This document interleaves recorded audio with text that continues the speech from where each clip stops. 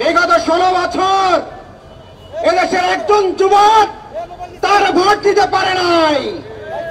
এই জন্য সেই সুষ্ঠু পরিবেশ তৈরি করতে হবে। কিন্তু আমরা লক্ষ্য করেছি সেই চূড়া পথে দিনের ভোট রাতে আমি ইলেকশনের পথে এই সরকার হাঁটছে। আসসালামু আলাইকুম ওয়া রাহমাতুল্লাহি ওয়া বারাকাতুহু। সংগ্রামে ঢাকাবাসী, সংগ্রামে উপস্থিতি, আজকে আমরা জুমার নামাজ পড়ে আজকে এই প্রেস ক্লাবের সামনে রাজপথে এসে সমাবেশ করছি।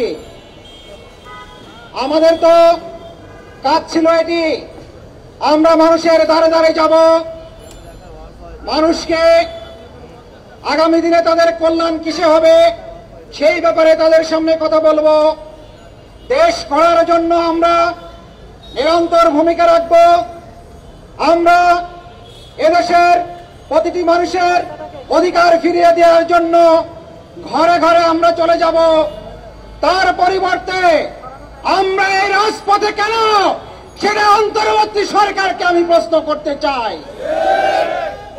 জুলাই যুদ্ধের রক্ত দিয়েছে, খুন ঝরিয়েছে, জীবন দিয়েছে, এই জন্য না যে আমাদেরকে গণতান্ত্রিক দাবি আদায়ের জন্য বারবার রাজপথে আসতে হবে।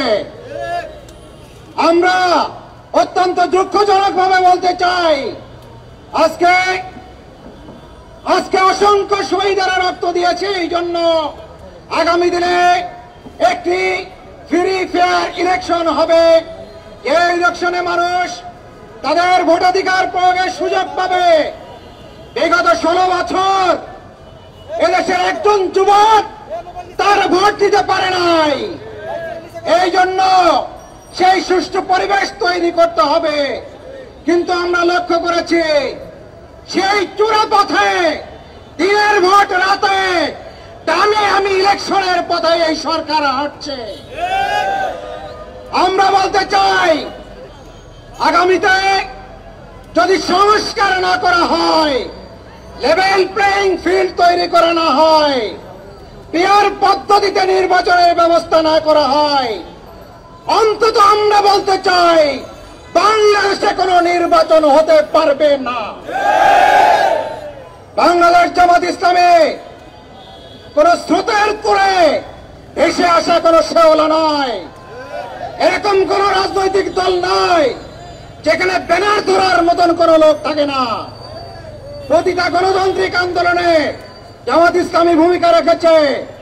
প্রিয় ভাইয়েরা, আমি বলতে চাই আগামী দিনে একটি সুষ্ঠু নির্বাচনের স্বার্থে সংস্কার এবং পিয়ার পদ্ধতি ছাড়া কোন নির্বাচন বাংলাদেশে হতে দেওয়া হবে না।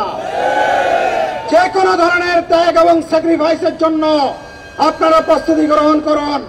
এই আহ্বান জানিয়ে আমার কথা শেষ করছি। আল্লাহ হাফেজ।